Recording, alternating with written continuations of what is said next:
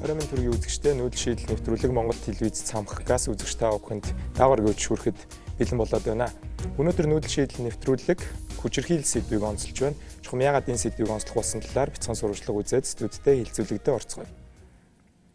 2016 оны эхний хагас жилд гэр бүлийн хүчирхийллийн улмаас үлдэгдсэн 764 гэмт хэрэг бүртгэгдсэн нь өмнөх оны тухайн үеийнхээс 30.4% өссөн үзүүлэлт юм. Харин амиа алдсан хүний тоо 11-р сарын байдлаар 7 байна. Үүнээс харахад манай улсын хувьд гэр бүлийн хүчирхийлэл анхаарал татсан асуудал хэвээр байна. Гэр бүлийн хүчирхийлэлтэй тэмцэх тухай хууль 2004 оноос хэрэгжиж эхэлсэн ч хууль үүргээ хангалттай биелүүлж чадахгүй байгааг хэлж байна. Гэр бүлийн хүчирхийллээс хамгаалахын тулд бүр цогц хуультай болохгүй байгаа. Бүх зүйл ганцхан дангаар нэг хуулийг батлаа гэд тэрнийг хэрэгжүүлэх механизм нь яаж тэрийг арга хэмжээ авах, яаж энийг үнэлээд, яаж энэ дээр нь дараа нь үйлчилгээ үзүүлэх бүх юм цогц байхгүй юм бол нөгөө хүчирхийлэл маань өөрөө нэг ямар араа шүтгүү юм шиг тэгэл тэр хэрэгждэггүй зүгээр нэг баталсан хууль болол үлддэг. 2004 онд батлагдсан гэр бүлийн хүчирхийлэлтэй тэмцэх тухай хууль зарим талаараа хязгаарлагдмал байгааг мэргэжлийн хүмүүс онцолж байна. Гэр бүлийн хүчирхийлэл нь ураг төрлийн хамт амьдардаг, одоо болон өмнө нь гэр бүлийн харилцаатай байсан хамаарал бүхий хүмүүс нэг нэгэндээ хүч хэрэглэн эрх мэдэлтэд оруулах гэсэн гэмт үйлдэл юм. Харин хууль салсан эхнэр нөхөрт үйлчилдэггүй байна. Харамсалтай нь гэрлэлт цуцлсны дараа занл хийлэл нэмэгдэж, хүчирхийлэл үргэлжлэх магадлал өндөр байдаг. 2015 он гэхэд ийм төрлийн гэмт хэрэг 1356 бүртгэгдсэн ч гэр бүлийн хүчирхийлэл хаалттай хаалганы цаана далд үйлдэгддэг учраас энэ тоо хүчирхийлэл өртөгсдгийг бүрэн илэрхийлж чадахгүй гэлээ. Гендер цөөрөлсөн хүчирхийлэл ихэвчлэн гэр бүлийн хүчирхийллээр илэрч байна. Үүнийг таслан зогсоохын тулд бид олон нийтийн ойлголтыг сайжруулж, хохирогчдыг хамгаалж, тэдний аюулгүй байдлыг хангах эрх зүйн цогц орчинг бүрдүүлэх шаардлагатай. Ингийн тулд шийдвэр гаргагч эрх баригч нарт нөлөөлж, хүчирхийлэл үлдгэсэд ямар ч хариуцлага тооцохгүй өнгөрдөг байдлыг таслан зогсоох ёстой. Гэр бүлийн хүчирхийлэлтэй тэмцэх тухай хууль нь урьдчилан сэргийлэхэд хууль учраас дангаараа хохирогчдыг хамгаалж чаддаггүй гэж хүчирхийллийн эсрэг үндэсний төв мэдээлж байгаа юм. Гэр бүлийн хүчирхийлэлтэй тэмцэх тухай хуулийн төслийг боловсруулсан ажлын хэсгийнхэн эрх зүйн цогц тогтолцоог бүрдүүлсэн гэж мэдэгдэж байгаа. Энэ хуулийн зохицуулалт нь эрүүгийн хууль болон зөрчлийн тухай хууль, эрүүгийн хэрэг хянан шийдвэрлэх тухай, хууль сахиулах ажиллагааны тухай, шүүхийн шийдвэр гүйцэтгэх тухай хуулиудтай нэгт уялдаатаагаар батлагдах ёстой юм а. За иргэний нийгмийн байгууллагууд болон хэвлэл мэдээллийн зүгээс маш хүчтэй дэмжиж байсан энэ хуулийн өөрчлөлтүүд бол бас зохих хэмжээнд гацсан гэдэг мэдээллийг бол үзэгчд маань аягүй сайн мэдж байгаа. Тэгэхээр энэ асуудлаар ярилцахаар өнөөдөр студид урьж авчирсан зочдод танилцуулъя. Миний баруун гар талаас Улсын хурлын гишүүн, Улсын хурал дахь гэр бүлийн хүчирхийллийн эсрэг лобби бүлгийн дарга Баасан хүү хүрэлцэн ирсэн байна. Хууль зүйн дотоод хэргийн дэд сайд инх баяр хүрэлцэн ирсэн байна. Нэвтрүүлэг тавтаа морил сэтгэл судлалын үндэсний төвийн гүйцэтгэх захирал ууган цэцэг хүрэлцэн ирсэн байна. Миний зүүн гар талаас хүчирхийллийн эсрэг үндэсний төвийн тэргүүн Мэнх Жаргал Улаанбаатар хотын цагдаагийн газрын гэр бүлийн хүчирхийлэл хүүхдийн эсрэг гэмт хэрэгээс урьдчилан сэргийлэх хэлтсийн дарга Эрдэнэ цэцэг. За өөрчлөлтийн төлөөх эмэгтэйчүүд төрийн байгууллагын захирал Золзын нар хүрэлцэн ирсэн байна. Нэвтрүүлэг тавтаа морилно. За уламжлалт төсөөр нүүдэл шийдэл нэвтрүүлэг маань Баасан гарагаас эхлэн санал суулгаа явуулсан байгаа. За бид Гөгөө цэгийн хамтран хилцүүлгээ явуулдаг. Тэгэхээр Гөгөө цэгийн мэн дээр Баасан гарагаас хойш явуулсан санал суулга дээр бид бүхэн гэр бүлийн хүчирхийлэлтэй тэмцэх хуульд сэтгэл санааны хохирол тооцох зохицуултыг тусах шаардлагатай юу гэдэг асуултыг асуухад за хариулсан 295 онлайн хэрэглэгчийн за 89% нь шаардлагатай гэж үзсэн байна. За 23 иргэн шаардлагагүй гэж үзсэн бол мэдэхгүй байна гэж 10 хүн хариулжээ. За Facebook дээр мөн санал суулгыг явуулахад дийлэнх нь буюу 210 Facebook хэрэглэгч шаардлагатай гэж үзсэн байна. Тэгэхээр энэ хууль өнгөрсөн парламентын үед за сонгуулиас өмнө бол маш эрчтэй яригдж байсан. За нийгмийн шаардлагаар явж байгаа энэ хуулийн зохицуулалт ер нь хаана очиод зогсцсон байгаа вэ? Яавал үр дүнтэй вэ гэдэг асуултыг эхлээд бас хуулийг санаачилсан хүмүүс болон хууль тогтоогч одоо Баасан хүү гишүүнээс эхлээд асууя. Одоо хууль ер нь ямар шатандаа явж байна? Яагаад энэ хууль зогсож байна? Монгол Улсын ерөнхийлөгчөөс 2015 оны 4 сарын 14-нд өргөн мэдүүлсэн хуулийг тухайн үедээ Улсын хурлын сонгуулийн жил байсан ч гэсэн хилцүүлээд цогцоорнууд баталсан байдаг. Эрүүгийн хууль, зөрчлийн хуультай хамт. Харамсалтай шинэ парламент гарч ирээд шинэ парламент маань гарч ирэхдээ нөгөө ёсчлоогүй гэдэг нэрээр одоо халахвч хийгээд энэ хуулийг эргүүлэн татсан байгаа. Тэгээд 2016 онд 9 сарын 9-ний үед буцаа өргөн байсан. Яагаад гэвэл тухайн үед орон нутгийн сонгуул болох байсан. Тэгээд одоо тухайн хуулиудыг өргөн барихтаа ямар нэгэн тийм онцгой өөрчлөлт хийгээгүй боловч бусад хуулиудтай биш. Ганцхан гэр бүлийн хүчирхээлтэд тэмцэх тухай хууль гэсэн хуулийг оруулж ирсэн байна.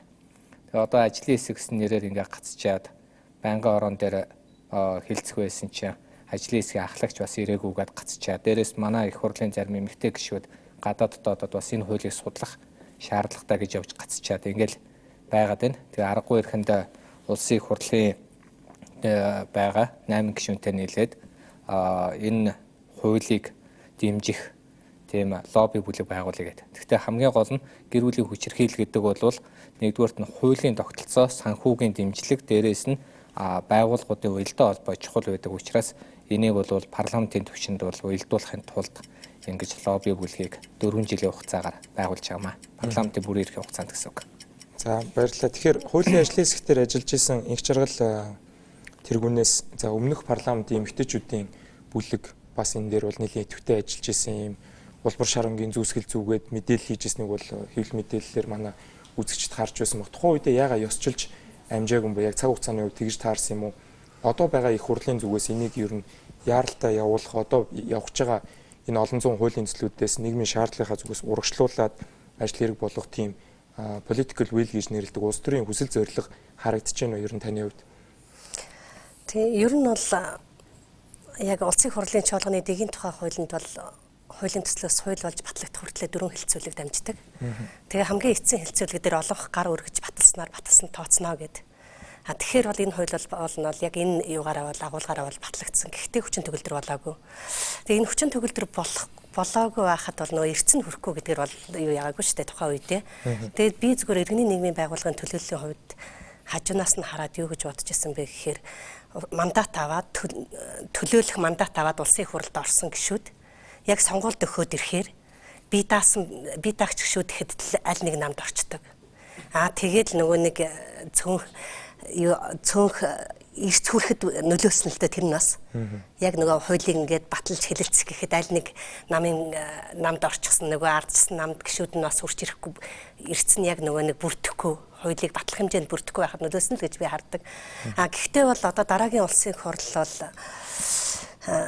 уг нь бол техник ажил баг үлдсэн л гэж бид нар бол иргэний нийгмийн байгууллагууд бол үздэг л дээ. Ягаад гэвэл зөвхөн нөгөө нэг эцсийн найруулга сонсоод тэгээд ёсчлоо төрийн мэдээлэлд хэвлүүлэхэд тэгээд дахиж эргэж бутсан дахиад бүх процесс эхнээсээ явсан.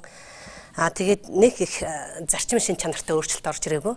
Орж байгаа өөрчлөлт нь юу вэ гэхээр одоогийн хэрэгжиж байгаа эрүүгийн хууль 2017 оны 7 сарын 1-ээс хэрэгжих эрүүгийн хууль хоёрын хоорондын үзэл баримтлалын зөрүүтэй холбоотой хариуцлагын асуудлыг зохицуулах гол өөрчлөлт нь тэр байгаад байгаа шүү дээ. Тэгэхээр бол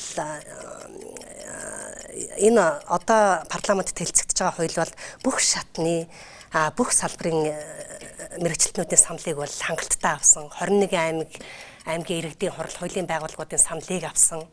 Дээрээс нь 5 жил засгийн газрын ажлын хэсэг бүх шатны төлөөлөлтөй ажлын хэсэг завсар зайгүй ажилласан.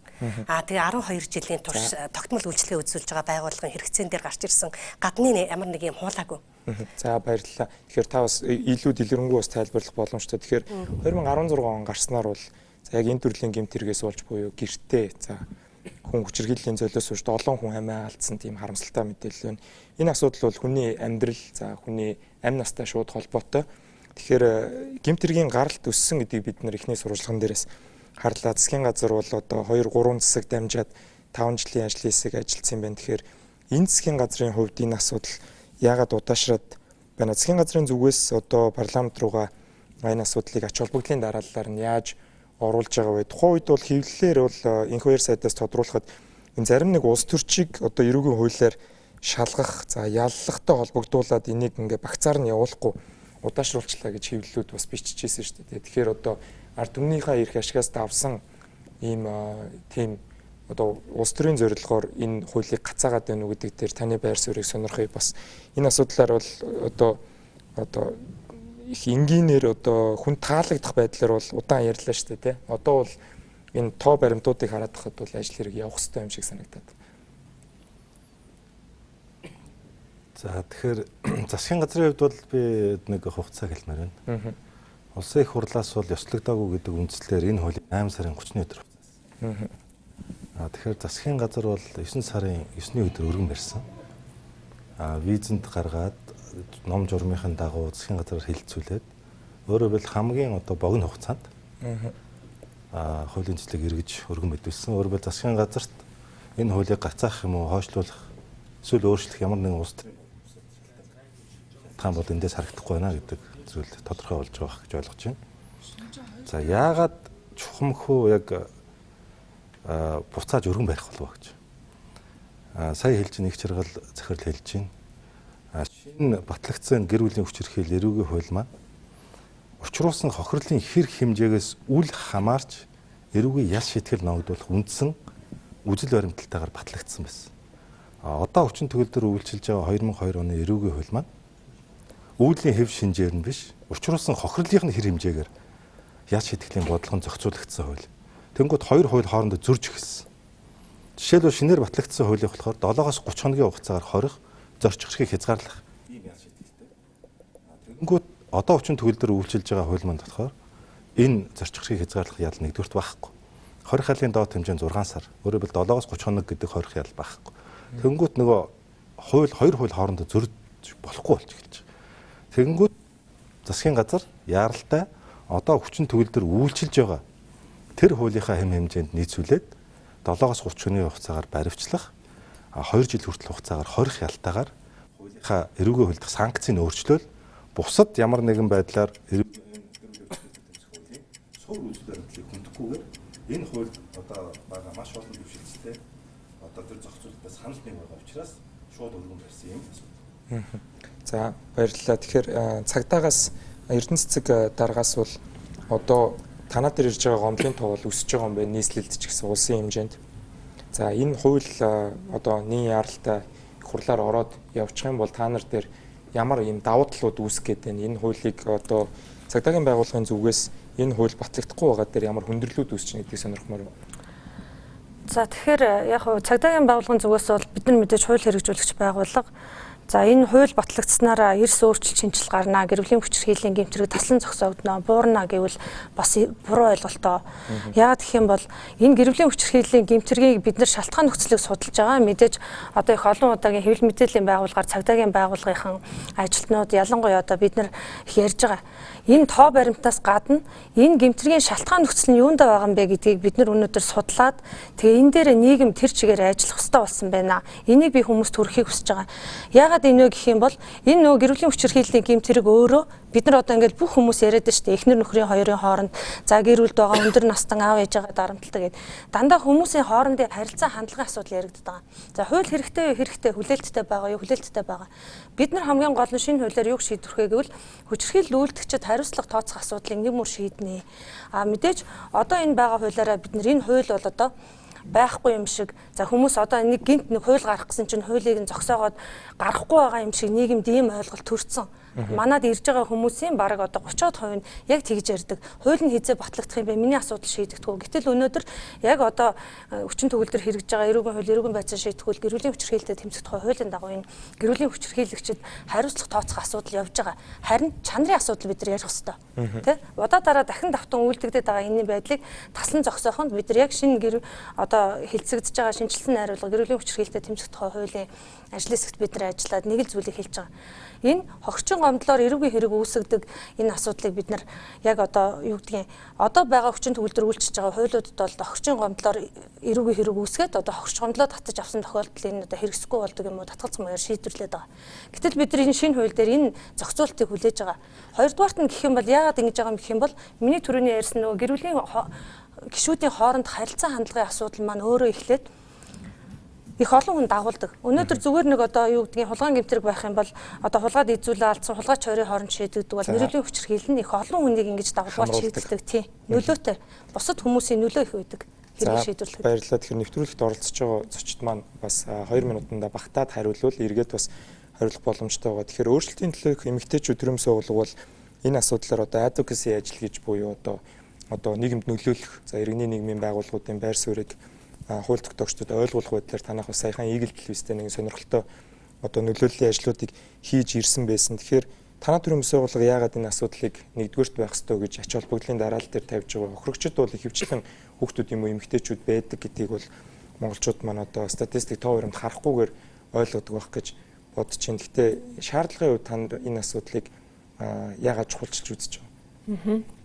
За ерөнхийдөө иргэний нийгмийн зүгээс 20 жил тууштай маш их цаг зарцуулж ажилласны хүчинд ямар ч байсан одоо үйлчилж байгаа хууль байна. Тэг гэр бүлийн хүчирхийллийн тухай хууль тэгээд 5 сард одоо ерөнхийлөгчөөр өргөн барьсан тэр хуульд ч гэсэн нэлээд олон чухал санаанууд орж ирсэн, сайн туршлагууд орж ирсэн. Мөн одоо энэ шинжилсэн найруулга энэ хуулиуд маань өөрөө одоо ямар ч байсан хэрэгжээд өнөөдрийн төвшөнд иргэний нийгэм маш олон бодлого боловсруулагчид дэмжсэн хүмүүсийн үр дүн бай тэ ажлын гэхдээ энэ маань дахиад одоо энэ хууль дээр ч гэсэн орж ирж байгаагаар ач холбогдолтой нэг зүйл нийгмийн хандлагын өөрчлөлт бол энэ чухал тэ тэрнээс зөвхөн ингээд нэг хүнийг нэг одоо хүчирхийлэгч гэж нэг этгээд цоллоод эргээ шийтгээд ахаас илүүтэй энэ маань өөрөө дөнгөж сая бас Эрдэнэ цэцэг дарга маань хэллээ хандлагын харилцааны тэгэхээр иргэний нийгмийн яг төрцөн өөрчлөлтийн төлөө хэмжигдэж төрөмс агуулга яг сая өөрөө ч хэлсэн ажилласан энэ төсөл дээр нийгмээр өмнө нь бол их ихтэй магадгүй зөвхөн хүчирхийлэгч юм уу эсвэл хохирогч хоёртай ажиллаад байсан бол одоо бид нар нийгмээр энийг буруу гэж бодох цаг болсон тий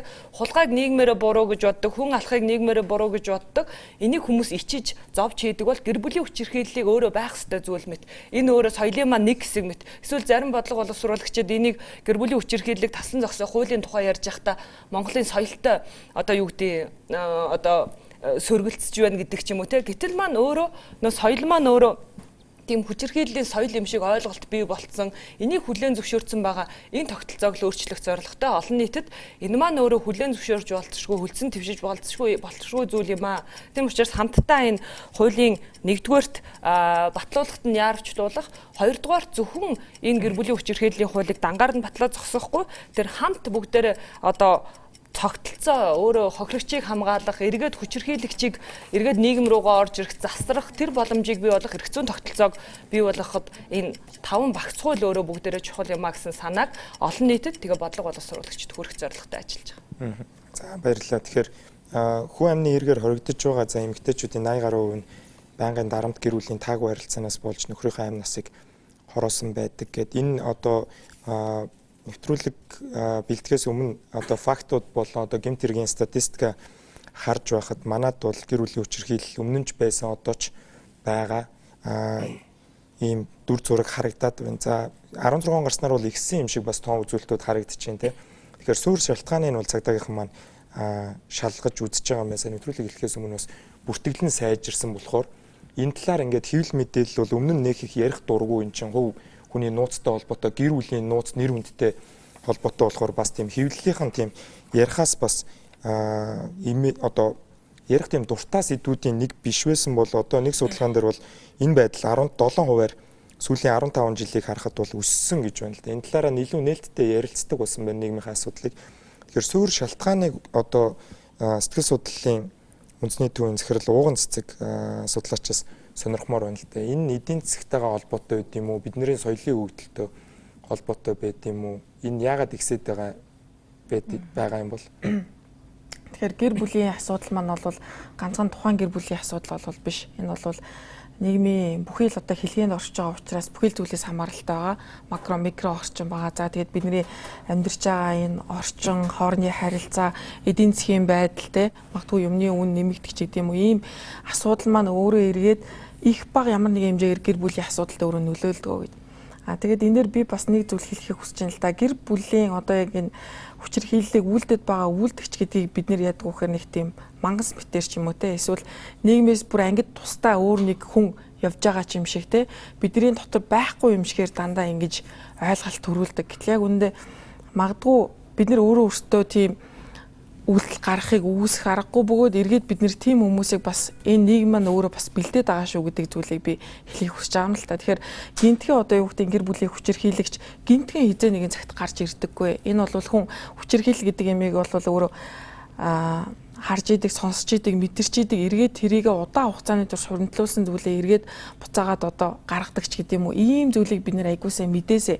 Тэгэхгүй энийг нийгмээс нэг ангид тусдаа нэг хүн байдаг, хүчирхийлэл дөртөд байгаа хүн бас нэг нийгмээс ангид тусдаа хүн байдаг гэдэг ийм ойлголт бас залуу үеийн дунд гэдэм үү, хүүхдүүдийн дунд гэдэм үү бас нийтлэг ингэж явдаг. Тэгэхээр энэ ойлголтыг бас айгуу сайн тэгж засаж ойлгуулж мэдрүүлж байхгүй болвол би хизээч тийм болохгүй гэдэг эсвэл одоо юу гэдгийг энэ ойлголт маань өөрөө буруу болсноос эргээд гэр бүлийн энэ харилцаа маань буруу болоод байна гэдэг энэ зүйлийг би хэлхийг хүсэж байна. Тэгэхээр бидэнтэй ойрхон байгаа улсуудад ч юм уу олон улсын байдлаар манай энэ тоо статистик баримтууд ер нь бид нар хаана явна монголчууд эсвэл Монголд гэр бүлийн хүчирхийлэл их байгаа харагддаг уу ер нь?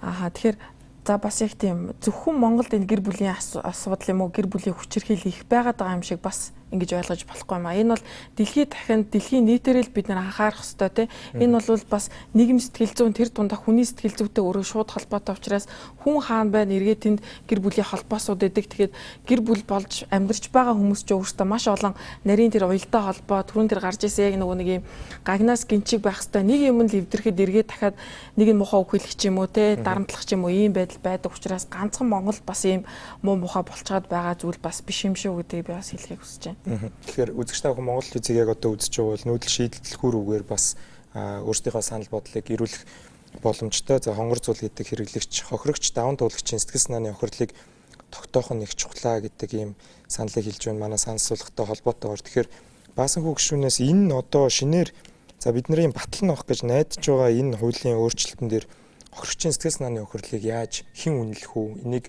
мөнгөн дүнгээр илэрхийлж байгаа юу? Эсвэл одоо мэрэгжлийн одоо сэтгэл зүйчийн үнэлгээг ялт хувиргаж тооцож байгаа юу? Та хуулийн талаар бас мэдээлэл өгөөч бидэнд. За. Тэгэхээр түрүүн хэлсэн. Юу гэж хэлэх вэ гэхээр хуулийг яагаад буцаасан бэ гэхээр одоо байгаа өргөн барьсан бэ гэхээр одоо байгаа эрүүгийн хуультай нийцүүлэхийн тулд гэж. Одоо байгаа эрүүгийн хуулийн дээр тийм заалт огт байхгүй. Тэгэхээр нэгдүгээрт, хоёрдугаарт гэх юм бол одоо энд байгаа ингээд өөрчлөлтүүдийг харах юм бол жишээлбэл хохирогчийн аюулгүй байдлыг хангахтай холбоотой журмыг улсын ерхий прокурор цагдаагийн төв байгууллагатай хамтран баталж хэрэгжилтийг зохион байгуулах арга хэмжээ авна гэд 17-гийн 1-3-т им журам гаргахаар тавьчаад байгаа байхгүй. Гэтэл өмнө ямар байсан бэ? Гэрч хохирогчийг хамгаалах тухай хууль гэж байлаа шүү дээ. Гэрч хохирогч гэдэг маань гэрч гэж хэмбээгүүл гэр бүлийнх нь хүмүүс орно. Хохирогч гэж хэмбээгүүл нөгөө гэр бүлийн хохирогч болсон эмэгтэйчүүд. Тэгэхээр гэрч хохирогчийг хамгаалах тухай хууль байхгүй болцсон. Нөгөө яагаад гэвэл нөгөө өмнөх парламентын хүмүүс баталсан учраас ийм байдалтай болгоцсон учраас энэ хууль бол цогцоороо тийм ээ өнөөдөр явахд тун хэцүү болчиход байна л да. Одоо тахрын албатай жишээлбэл байхгүй тийм ээ бид бүгд мэдж. Тэгэхээр энэ дээр хамгийн гол нь өнөөдөр бид нэг зүйлийг бодох хэрэгтэй байна. Хүүхэд гэр бүлийн хүчирхийлэлд өртсөн байж болзошгүй гэж үзвэл хүн төрийн болон төрийн бус байгууллагын ажилтан хуулийн этгээд цагдаагийн байгууллагад цагдаагийн албан хаагчийн эзгүй сум дүүргийн засаг даргад болон хүүхэд яаралтай тусламж үзүүлэх утасны үйлчлэгийн мэдээлэх үүрэгтэй гэж 3 дахь этгээдийн үүргийг зөвхөн тийм мэдээлэх үүргээр хязгаарлаад байгаа байхгүй. Гэтэл өнөөдөр юу гэх юм бол уг нь бол өмнөх парламентын үед ямар байсан бэ гэхээр бол хайхрамжгүй хандах нь өөрөө одоо энийг бол бас хариуцлага тооцохоор байсан. Гэтэл одоогийн энэ хуулийн дээр ерөөсөө тийм 3 дахь этгээдийн тийм ээ одоо жишээлбэл хажуу талынхаа өмнгийг хүн зодж जैन барьж जैन мэдүүлээгүй гэвэл хариуцлага өрөхгүй. Ийм ноцтой байдлууд бас байгаад байна. Тийм учраас лобби бүлэг бол энэ хууль батлагдах яах вэ? Одоо энийг дагуулад гарах бусад хуулиудыг бид нар гаргамаар байна. Гарах шаардлагатай тэр төсөн мөсвийг батлуулмаар байна. Шаардлагатай бол одоо Швейцарын хөгжлийн агентлага 6.6 тэрбумын төсөл хэрэгжүүлэе гэж байна. Канадын засгийн газар бас энэ дээр анхаарал тавьж байна. Тэгээд энэ олон улсын байгууллагууд болон дотоодын одоо энэ хүчирхийллийн эсрэг үндэсний төв болон бусад байгууллагуудаа уялдаатай ажиллаж энийг амьдралд хэрэгжүүлэхгүй бол ёстой нөгөө яаруу бушуудуулаа боргонтой хастай гэдэг шиг яаруу авчираад үгүүдийн солиол тавьчихсан хөл байхгүй. Тийм учраас энийг одоо яг ингээ батлагдаад юм нааштай явах гэхэд бол би их л эргэлзэж байгаа да. Тэгэхээр хуулийн төсөлтөд танилцахад бол зарим шинээр парламентод орж ирсэн гишүүд хуулийн төсөлтөө сайн танилцаагүй. За тийм зүйл бол парламент үзэж байхад байн гардаг. За хэвлэлээр сонссон үгээрээ үг хийх ч юм уу те. Одоо хууль тогтоогчдоо энд одоо түгээмэл байдлаар ингэж шөмжлөхэд бол нэг буруудахгүй гэж бодож байна.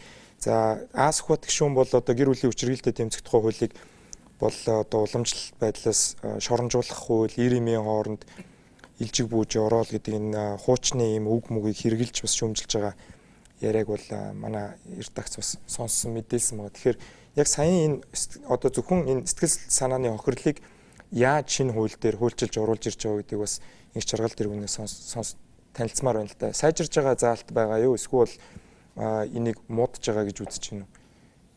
Ер нь бол яг сэтгэл санааны хүчирхийллийг бол энэ гэр бүлийн хүчирхийлэлтэд тэмцэх тухай хуулийн дээр илүү их өргөн утгаар нь оруулж ирж байгаа юм. Яг л энэ чинь урьдчилан сэргийлэх үйлчлэгээ үзүүлэх хууль учраас. Гэхдээ нөгөө нэг 2017 оны 7 сарын 1-ээс хэрэгжих эрүүгийн хуулийн дээр болохоор сэтгэл санааны хүчирхийлэл үйлдсэн тохиолдолд бас гэмт хэрэг гэж тооцож тодорхой нөгөө нэг хариуцлага хүлээлгэхээр орж ирсэн зохицуулт байсан. Тэгэхээр одоо бол яг хөр хор уршиг шаардахгүй гэсэн үг шүү дээ. Тэгэхээр одоогийн эрүүгийн хуулийн нөгөө үзэл баримтлал бол заавал хор уршиг шаардна. Тэгэхээр чинь нөгөө сэтгэл санааны дарамт, сэтгэл санааны хүчирхийлэл чинь хүний нүдэнд харагдахад хор уршиг нь харагдахгүй. Одоо би чамааг өнөөдөр маргааш хөлийг чинь хугална гэсэн бол хөлийг хугалж л байдаг. Гэтэл өнөөдөр цагдаагийн байгууллагад очлаа миний хөлийг хугалах гэж байна гэхэд тэр нь харагдахгүй. Тэгэхээр энэ нөгөө нэг олон улсын төвшөнд байгаа туршлага юу юм бэ гэхээр байнга даалд байдаг, давтагдж байдаг, давтагдах тусмаа үхэл амьдрал хоёрын зааг ойрхон болж идэг. Тэрийг ялах гэд хэцүү болдог. Тэгээд тэр занл хийлээд байгаа, дарамт үзүүлээд байгаа хүнтэйгээ 24 цагийн турш амьдэрдэг онцлог харилцаа байна. Тэгэхээр тэр харилцаанд нь тохируулаад сэтгэл санааны хүчирхийллийн энэ нөгөө байдлыг хор уршиг шаардахгүйгээр гинт хэрэг гэж үзээд харин хариуцлага бол хорхоос өөр төрлийн. Ял илүү олон сонголттой хувилбартай хариуцлагыг оруулж ирсэн ийм олон улсын туршлагууд ихэнх орнд тийм байгаа бүгд. Тэгээд яг шинэ 2017 оны 7 сарын 1-ээс хэрэгжих эрүүгийн хууль бол яг тийм эрүүгийн хууль байсан учраас хор уршиг шаардахгүй үйлдэлээр нь гинт хэрэг гэж үздэг. Тэгээд хариуцлага хүлээлттэй олон төрлийн хорхоос өөр төрлийн хорих бол хамгийн эцсийн арга зам байсан. Гэтэл одоо тэр хуулийг нөгөө нэг эрүүгийн 2017 оны 7 сарын 1-ээс хэрэгжих эрүүгийн хууль зогсоод одоо шинжилсэн ажлын хэсэг гарч штэ. Тэгээд эренгүүт яг гэхээр одоо хэрэгжиж байгаа эрүүгийн хуулинд нь хорих баримтлагаас өөр ял байхгүй болохоор одоо буцалт хийгээд, ухралт хийгээд зарим одоо гинт хэрэг гэж зөвлөсөн юм зөрчил болгож оруулж ирж байгаа. Тэгэхээр одоо энэ дээр бол яг гэхээр нэг ийм онцлог байдаг л да. Бид нар ч 20 жилийн турш үйлчлэгээ үзүүлэхэд гэр бүлийн хүчирхийллийг 4 төрөлтэй л гэдэг. Үндсэндээ бол олон улсын түвшинд 6 төрөл болгож үздэг. Нэг нь үл хайхрах. Нэг нь бол тусгаарлах. Тэгээд ялангуяа тэр сэтгэл санааны хүчирхийлэл үл хайхрах, тусгаарлах чинь нэлээд одоо ноцтой төвшний сэтгэл зүйн дарамтыг үзүүлдэг. Гэхдээ ер нь бэлгийн хүчирхийлэл, эдийн засгийн хүчирхийлэл, бие махбодын хүчирхийллийн цаана ч гэсэн сэтгэл санааны хүчирхийлэл дарамт байдаг. Тэгэхээр энэ болгоны нөгөө зохицуулт бол ерөөхдөө алдагдана л гэсэн үг л дээ бас. Энэ хоёр дэцээ сая баасан хөгшүүнийг ярьж байхад бас зарим нэг тодруулга хийх гэсэн. Тэгэхээр одоо яг саяхан энэ хэлж байгаагаар бол сэтгэл санааны хохирлыг хохирол учруулж байгааг гэмт хэрэг гэж үзэхгүй байх юм бол сэтгэл санааны хохирол бол хүнд учруулад хүнийг амийг нь хорлох хүртэл хэмжээнд хүрэх боломжтой гэх тэрийг ойлгоод одоо нийгмээрээ одоо манай боловсролын яам, нийгмийн эрүүл мэндийн хүрээлэн, цахим гадуурхлын эсрэг одоо өсвөр насныхныгаа хамгаалах гад ингээд зарим санаачлагууд гарч ирээд байна шүү дээ. Тэгэхээр энийг бол олон улсад одоо хүнийг мессежээр юм уу, гэртэн юм уу, амаар занл хийлэл үзүүлэх, айлгах бол гэмт хэрэг байдаг. Тэгэхээр энэ дээр яг одоо хуульчны хувь та ямар байр суурьтай шинээр орж ирж байгаа хуулийн дээр энэ багтах ёстой. Энэ сэтгэл санааны хохирол учруулж байгаа үйлийг бол гэмт хэрэгт тооцсон байсан. Банк. Одоо эрүүгийн хуульд оруулах нэмэлт өөрчлөлт маргааш засгийн газрын хурлаар орох гэж байна. Энэ дээр бол сая хэлсэнчлэн гэмт хэрэгээрээ л явж байгаа. Сэтгэл санааны хохирол өргөн барьж байгаа. Сая 9 сарын 9-нд өргөн барьсан хууль дээр ч байгаа. 9 сарын өргөн барьсан хууль дээр сэтгэл санааны хохирол гэмт хэрэгээрээ л байгаа. Тэгэхээр энэ дээр аль нэгэн байдлаар завсрал гарсан юм уу? Энийг нь аль нэг нөхдүүд нь гэмт хэрэг тооцохгүй болёо гэсэн ийм асуудал бол байхгүй. Энэ иргэдэд бас үн зөв бодтой мэдээллийг бол олох хэрэгтэй. Энэ бол нөгөө инх чаргал захирлын яриад байгаа асуудал бол юу вэ гэхээр харин ажлын хэсгээр би бол их дэвшилттэй алхам хийж байгаа гэж бодож байгаа.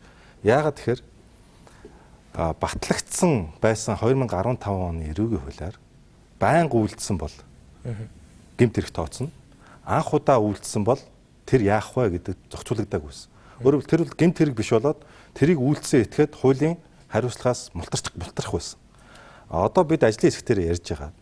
засгийн газар юу гэж байгаа вэ гэхээр анх удаа үйлдсэн ч гэсэн хохирлын хэр хэмжээ хамаарахгүй байсан ч гэсэн энийг зөрчилд оруулъя. Одоо жишээлбэл та сая Аас хот гүшүүний жишээ ярьж штэ. Чи бүгд шорончих гээд байгаа юм уу гэж. Жишээлбэл үнэхээр одоо бас тийм болгоомжл байгаа. Ягаад тэгэхээр эн чин сэтгэл санааны хохирол, эд хөрөнгийн асуудлыг сая хэлсэнчлэн тэр учруулсан хохирлын хэр хэмжээс хамаарахгүйгээр яс сэтгэл ногдуулах гэдэг штэ. Тэнгүү жишээлбэл зарим нөгөө гишүүдийн хувьд гончөрөөсө бүх бараг хүмүүс нь шоронд орчих юм биш үү? Энэ хуулиарчин гэдэг ийм болгоомжлол бол байна. Тэгэхээр энэ болгоомжлол бол зүй ёсны байх ёстой болгоомжлол. Энэ болгоомжлол байгаа учраас ажлын хэсгээр юу гэж ярьсан бэ гэхээр анх удаа үйлдсэн үйлдэлүүдийг ч гэсэн хариуцлагын гадна үлдээж болохгүй. Тэр хэмжээ нь ямар ч байж болно. Анх удаа үйлдсэн хүмүүсийг нь харин зөрчил рүү нь оруулъя. Тэгээ тухай үед нь шийтгээд яваад бай. Тийм ээ? Бүртгэл үүснэ тий. Тэрийг байнга давтаад байгаа. Давтан үлдээд байгаа тэр хүмүүсийн бол гэмт хэрэг гэж үзээд эрүүгийн хуулиараа шийтгэл ногдуулъя л гэж байгаа. Тийм учраас энэ зөрчил болон эрүүгийн хуулийн энэ өөрчлөлтөр бол ямар нэгэн байдлаар гэр бүлийн хүчирхийлэл үйлдсэн этгээд хуулийн хараа хяналтаас бол мутах ямар ч аргагүй болсон шүү гэдгийг л хэлмээр байна. Энд бараал харгалзахгүй хэлэхгүй бол нөгөө олон нийтэд буруу ойлголт төрнө. Юу вэ гэхээр шинэ хуучин хоёр хуулийн концепц дээр л энэ ялгаа тэрнээс муу хууль биш байсан байхгүй. Шинэ хууль чинь болохоор зөрчлийн тухай хуулиар зөвхөн хэн хэмжээ журам зөрчсөн үйлдэлүүд нь зөрчил. Бусд нь ерөөсөө нөгөө гэмт хэрэг болгож үйлдэлээр нь ингэж заахаар орж ирсэн учраас тийм учраас ял оноохгүйгээр албадлагын арга хэмжээ авах. Хорхоос өөр төрлийн ял оноох хамгийн эцсийн тохиолдолд хорих ял оноох юм шаталсан хувилбартай байсан нь одоогийн байгаа эрүүгийн хуулийн дээр аваад ирэхээр боломжгүй болчохоор энэ муу хууль орж ирсэн. Гэхдээ одоо мөрдөж байгаа эрүүгийн хууль шүү дээ. Шинээр орж ирж байгаа нь бас биш. Муу хууль орж ирснийг бид нэр сайн болгосон гэж худлаа бас ярьж болохгүй. Угаасаа нөгөө шинэ хуулийн үзэл баримтлал концепцээр л тэгж явж ирсэн шүү дээ. Сая бас энэ хүмүүс яриад байна л та. Энэ нөгөө шинэ эрүүгийн хууль байгаа шүү дээ. Шинэ гэдэг маань болохоор 7 сарын 1-нд мөрдөгдөж магадгүй. Гэхдээ ажлын хэсэг мэсэг инээ тэрэг явж байгаа шүү дээ. Гэтэл одоогийн нөгөө хуучин эрүүгийн хуулийн дээр бол нөгөө хохирлын хэмжээ гэдэг байгаа шүү дээ. Бодиттой хохирлын хэмжээ авах хэрэгтэй гэж. Тэгэхээр бодиттой хохирлын хэмжээг хүн яаж сэтгэл санааны хохирлоо төлөх юм бэ? Заахгүй өөрөө нотлох гэдэг шүү дээ. Тийм биз. Тэгээд энийг засгийн газраар эдгээр дахиж оруулж байгаа юм байна. Одоо тэрийг үзье. Одоо нэгсдэ өргөн бариагүй юм дээр маргааш орж ирнэ гэж шүү дээ. Тэгэхээр мэдээж үзээгүй юм дээр байхгүй хэлцүүлэгдээд ирэхээр бид бүхэн илүү мэдээлэл зөрсөн байна уугүй гэдгийг мэдэх боломжтой. Тэгэхээр нүүдэлшил нэвтрүүлэг маань хүчирхийлэл сэдвээр бид ярилцж байна. Хэсэг хугацааны сурчлагын дараа эргээд студидтэй уулзцгаая. Нэвтрүүлэг даваа гаргийн үеч хүчирхийлэл сэдвээр ярьж байна. За бид бүхэн бол одоо шинээр парламент дээр одоо өргөн баригдаад байгаа гэр бүлийн хүчирхийллийн хууль болон бусад дагаж явах багц хуулиудын талаар ярьж байгаа. За энэ дундаа процесс их сонирхолтой байна л да. Тэгэхээр сэтгэл санааны хохирлыг шинэ хуулийн дээр яаж гэмт хэрэгжүүлж орж ирсэн үгүй гэдэг дээр бас сая тайлбарууд сонслоо. Тэгэхээр энийг яаж одоо хэмжиж хохирогч бол өөрийнхөө сэтгэл санааны хохирлыг бол нотлоход бол хэцүү. Энэ бол манад нөгөө сэтгүүлч хүүхэд өгөөд баримтаа удлаа байсан гэдгийг өөрөө нотлох гэдэг шиг тийм утга асуудал юм санагдаад байна. Тэгэхээр ууган цэцэг мэрэгжлийн үнээс бол одоо цагдаагийн бие бүрэлдэхүүн маань тэр үнийн сэтгэл хохирлыг хэмжих тийм аргачлалтай юу? За хохирцсон байгаа хүн за нөхөртөө зодуулсан ч юм уу одоо эмэгтэй тэрийг яаж нотлох вэ? Одоо манад иргэний хуулиар болон байгаа хуулиар ер нь сэтгэл санааны хохирлыг Монголын шүүх ер нь барагдуулж чадж гин үү? Ууган цэцгээс. Би бол энэ дээр барагдуулж чадахгүй байна л гэж хэлмээр байна. Яг энийг юу гэдэг оншилж тогтоох ажил нь эргээд нөгөө хүмүүс сэтгэл санаагаа яаж хохирсон бэ гэдгийг хэмжиж нөгөө хүмүүс ч хүртэл нэлээд бас бэрхшээлтэй байдаг учраас энд заавал мэрэгжлийн хүмүүс мэрэгжлийн багийн за тэгээд сэтгцэн эмчийн сэтгэл судлаачийн ингээд маш олон юм мэрэгжлийн хүмүүсийн тусалцаа бол заашгүй шаардлагатай. Зүгээр яг бодит дээр энэ шүүгээр шийдвэрлэгдээд явж байгаа энэ кейсүүд дээр бол үнэхээр энэ хүн сэтгэл санааныхаа хохирлыг бол барагдуулж чадахгүй байгаа л гэж хэлмээр байна. Тэгэхээр энэ дээр бол маш нарийн аргачлалууд бол хэрэгтэй. Ер нь бол сэтгэл санааны хохирол гэж яг юу хэлээд байгаа юм бэ гэхээр тэр хүн өмнө хэвийн одоо амьдралынх нь энгийн одоо тэр хэв маяг алдагдаад нөгөө хүн одоо за шоконд орох те хэвийн энэ одоо үйл ажиллагаа харилцаагаа үргэлжлүүлэх чадамжгүй болох тэр байдлуудыг л ерөнхийдөө бол сэтгэл санааны гэм хор хохирол учирчлаа гэж ингэж тодорхойлоод байгаа. Сэтгэл гутралд орох. Сэтгэл гутралд орох. За тэгээ депресд орох, стресст орох те. Тэгэхээр энэ нэрээ нуусан одоо Twitter хэрэглэгч бас бичиж байна л да. Одоо дагаж мөрдөж байгаа эрүүгийн хуульд ахуйн хүрээнд гэж өмнө нь яригддаг байсан гэр бүлийн хүчирхийллийн хуулийг зүүлчлэхэд төвөгтэй байдаг. Энэ хуулийг батлах хэрэгтэй гацхүү процесс ажиллагааг маш нарийн тодорхой болгох хэрэгтэй гэж байна. Тэгэхээр яг амьдрал дээр процесс ямар байх вэ гэдэг бол маш чухал. Одоо байгаа хэрэгүүдээр одоо Монгол телевизийн мэдээний редакц дээр бол гомдол ирдэг. За Eagle телевизийн болортын сэтгүүлч дээр маш их мэдээлэл ирдэг. Одоо хинт хандгаа мэдэхгүй болцсон эмэгтэйчүүд ханддгаа гэж сая бас нэг сэтгүүлч нарын цугларлан дээр өөрөө бас хуваалцаж байсан. Тэгэхээр одоо цагдаатай хилэнгүүд эргээд нөгөө арга хэмжээ сайн авагдаагүйгээс болоод за хөрштөө хилэнгүүд эргээд нөгөө хүчирхийлэгч маань эргээд одоо хүчирхийлжсэн хүнээ дарамтлах, за хөршийгөө дарамтлах гэдэг ийм цагдаатай одоо итгэх итгэл энэ процесст хүмүүсийн итгэл бол сул байх шиг байна л да. Тэгэхээр энэ гомдол гаргаж байгаа хүмүүсийн ард одоо энэ байгаа тоо мэдээлэл дээр дахиад ард нь бол 3 айлын 1 мэг гэдэг ийм аимшигтай тоонууд ингээд сонсогдоод байдаг. Тэгэхээр одоо цагдаагийн бие бүрэлдэхүүнээсээ процесс нь яг одоо яаж явж байна? Шинэ хууль гарч ирснээр процесс яаж илүү хохирогчийг хамгаалах болоод байна гэдгийг сонирхмоор байна. За одоо Монгол улсын эрүүгийн хуулийн зааснаар бол мэдээж гэмтэл учирсан бол ойлгомжтой. Түрүүн бүх хүмүүс ярьж байна те хөнгөн хүнд өвтөр гэл ингээд гэмтлэр нь англиад. За тэгвэл бас Монгол улсын эрүүгийн одоо мөрдөж байгаа эрүүгийн хуулийн тарчлах гэд эрүүгийн хуулийн 100 зааснаар энэ гэмтэргээр бид нэр гэр бүлийн хүчирхийллийн гэмтэргийг нэлээх зүйлчилж байгаа. За сүүлийн 3 жилд бол энэ тарчлах гэмтэргээр эрүүгийн хэрэг үүсэх маань нэлээ өссөн. Хэрэг өссөнийг бол яг мэдээж бид нар бүртгэл судалгаа сайжирсан цагдаагийн байгууллага энийг өмнө одоо юу гэдэг хүмүүсийн харилцааны асуудал за зөрчлийн шугамар шатанд нь одоо шийдвэрлэдэг байсан зөрчлөөр шийддэг байсан гэдэг энэ асуудал бол мэдээж бид нарт юу гэдэг хүмүүсийн шүүмжилт агуулдаг байсан. За тэгвэл энэ тарчлах гэмтэрэг нь өөрөө улсын дээд шүүхийн тайлбараар байгаа. За сэтгэл санааны юу гэдэг дарамтанд учруулсан за тэгээ өнөөдөр бүр юу гэдэг одоо түрүүн их чаргал захирал ярьсан шүү дээ. 20 цагтсан гэдэг. 20 хүртэл одоо юу гэдгийг явах, орох, гарах, уцаар ярих бүх хэрхийн хязгаарлсан гэр орондоо хүчээр хорьсон энэ асуудлууд бүгд энэ тарчлах дээр одоо улсын дээд шүүхийн тайлбараар байж байгаа.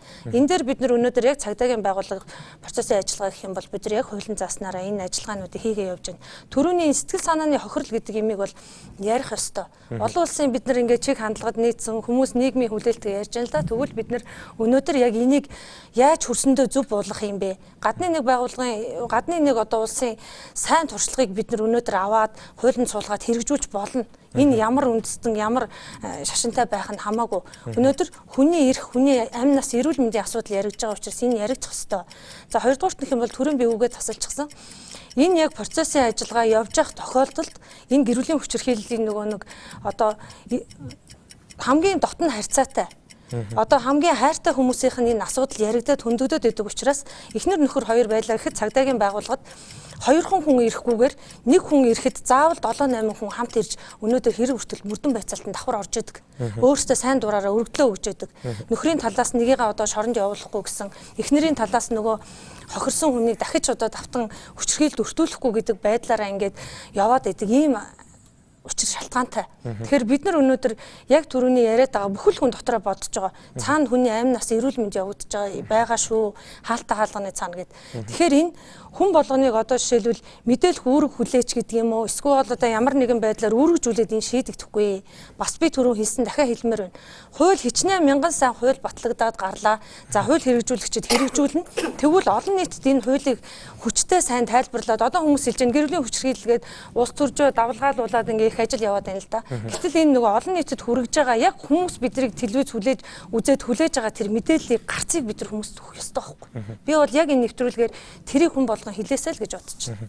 За тэгэхээр золзын захирлаас болохоор яг процесс дээр танаа дээр бас ирж байгаа гомдол болон хүчирхийллийн эсрэг үндэсний төв гэдэг энэ хүмүүс гомдол гаргах боломжтой иргэний нийгмийн байгууллагууд болон цагдаагийн байгууллага процесс дээр одоо байгаа процесс дээр хамгийн сул талтай иргэдэд хамгаалж чадахгүй байгаа асуудал нь хаана байгаад байна гэдэг дээр одоо энэ шинэ орж байгаа хуулийн дээр ямар давуу талууд үүсэж байгаа гэдгийг яг л адилхан асуултыг би асуух гэдэг байна л та. Та нарын харж байгаа олон улсын жишээн дээр манай төрийн бас байгууллага болохоор илүү мэдээлэл олон нийтэд мэдээлэл түгэхтэр зорж ажилладаг. Хүчирхийллийн эсрэг үндэсний төв бол илүү яг хохирогчтой нүүр тулж ажилладаг, үүнтэй хамт өмгөөлөгч, сэтгэл зүйч гэдэг бүх үйлчилгээг нь үзүүлдэг болохоор бас илүү энэ талаар илүү дэлгэрэнгүй мэдээлэл өгөх бах. Гэхдээ түрүүний ярьсан энэ зүйлс дээр эргээд ярихад гэмтэргийн гэр бүлийн хүчирхийллийн энэ гэмтэргийн өөрөө онцлогийг бид нар бодож үзмээр байгаа. Сэтгэл санааны хохирол. Одоо ямар нэгэн байдлаар гудамжинд хүнд юмаа хулгай далдлаа гэхэд эргээд тэр үнийг энийг одоо 20 цагт энийг шийдэг гэдэг тэгж харилцаатай бол гэр бүлийн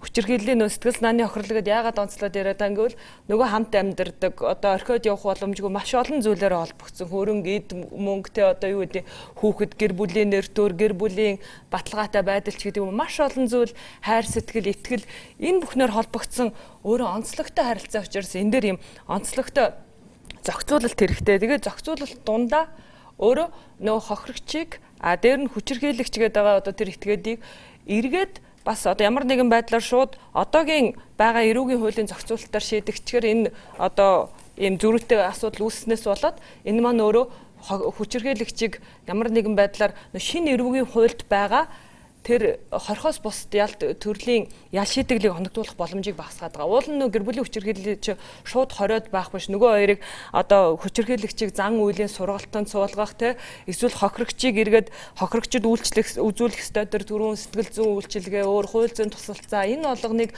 энэ онцлогийг нь суулгасан. Тэгээд түрүүний тэр онцлогтой энэ бусад 5 хуультайгаа нэгдэж 5 хууль гэдэг маань эрүүгийн хууль, эрүүгийн байцаан шийдэх хууль, зөрчлийн тухай хууль, хууль сахиулах тухай хууль, шүүхийн шийдвэр гүйцэтгэх тухай хууль гэдэг энэ 5 хууль шинэ энэ 5 хуультай нэгд цогцоороо байж энэ өөрөө тогтолцоо маань бий болох юм аа. Тэ ингэж процесс өөрөө нөгөө сая процесс гэж ярьж байна. Бүрэн илүү сайн ажиллана тий. Тэгээ одоо сая их жаргалагчийн хэлжээс дурдсанаар одоо байгаа энэ хуулийн тогтолцоо энэ өөрөө эрх зүйн тогтолцоо зөвхөн нэг хуулийн дээр биш энэ хуулиуд нэгдээд өөрөө ямар нэгэн байдлаар олон улсын гадны туршлагыг шууд хуулсан биш. Өөрөө 20-од жилийн төрийн бус байгууллагуудын иргэний нийгмийн энэ чиглэлээр ажилласан хүмүүсийн сайн туршлага нийлээд энэ төрж байгаа тийм. Тэгээд эргээд хэлэхэд Монгол улсад өнөөдөр цагдаагийн дуудлагын 67-оос 70% нь өөрөө гэр бүлийн хүчирхийлэл буюу гэр бүл дотор болж байгаа хаалттай хаалганы цаана болж байгаа юм тэрэг байна гэдэг бол энэ өөрөө бидний заавал зайлшгүй дурддагдах тэр тусмаа энэ 70% нь юм байгаа хэрнээ өөрөө ямар нэгэн байдлаар шийдэгдэх хувийн ч гэсэн нөгөө бусад гэмтэргүүдийг бодвол бага байгаа байхгүй. Тэгэхээр энэ маань өөрөө эргээд нийгэмдээ ч гэсэн маш сөрөг үр дүнтэй зөвхөн нэг гэр бүлийн асуудал биш эргээд нийгмийн өөрөө хөгжилд нийгмийн орчин уур амьсгал дахиад өөрөө эдийн засагч гэсэн бүтээмжид ч гэсэн нөлөөтэй хүмүүс өөрөө хүчирхийллийн харилцаанд байгаа юм. Тэгэхээр 2 жилийн өмнө манай үзэгч санаж байгаа бол бага насны хүүхдийг бас амь насанд нь хүрсэн нийгмийг зөчөөсөн том хэрэг гарсны дараа нүүл шийдэл нэвтрүүлэг энэ асуудлаар бас хилцүүлэг хийж байсан. Хүчирхийллийн эсрэг үндэсний төвөөс бас олон нийтэд нэрийн нуугаад одоо ингээ гаргасан энэ кейсүүдийг ингээ харахад бол аимшигтай байна л да. 2 болон 9 настай хүүхдээ хазаж боосон. За хүүхдээ эмнэлэг твтүүлчихэд гараад ирэхдээ дахиж гэр бүлийнхнийгаа дарамтлж хэлсэн. Одоо архины хамааралтай баян зүрх дөрөвт гарсан хэрэг байна гэд. Тэгэхээр энэ одоо энэ хуулинд бол гомдлыг 60 хоног шийдвэрлэхээс гадна иргэний журмаар хариуцлага тооцдог. За энэ хугацаанд охирогчийг гомдлоо буцаах хэмжээнд айлгаж сүрдүүлэх төр боломж нь бол охирол учруулж байгаа хүчирхийлэгчд бол ингээд байгаа юм байна. 60 хоногийн хугацаанд дахиад нөгөө хүнтэйгээ цуг амьдрын шүү дээ тий. Өөр хаана очихгүй. Тэгэхээр баасанхүү гишүүнээс одоо яг танаа лобби бүлгийн хувьд бол одоо энэ ороод ирсэн байгаа хуулийг бол дангаар нь батлуул сая зол зээгийн хэлж байгаагаар яг өмнө нь зарим нэг хуулиуд батлагдаад тэр нь даган хэрэгжүүлэх төсөвгүйгээсээ болоод ч юм уу.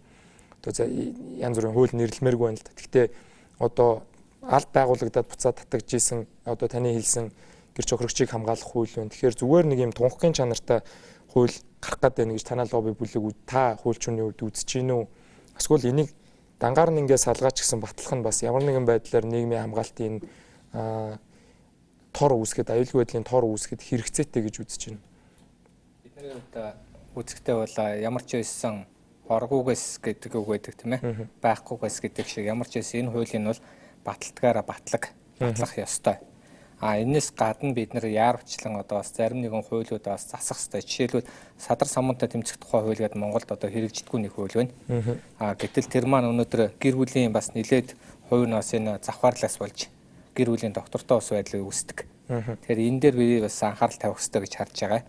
За дээрээс нь өнөөдөр юу гэх юм бол энэ эдийн засгийн бас асуудлууд байна. Тухайлбал та нар өөрсдөө мэдж байгаа Монгол улсын нийт одоо 850 мянган өрхтэй гэж үзэх юм бол нэг айл бага дунджаар сарын орлогонд сая гэд үзэх юм бол төсвийн ерөөсөө нэг 10% нь тэр өрхөд наалдж байгаа.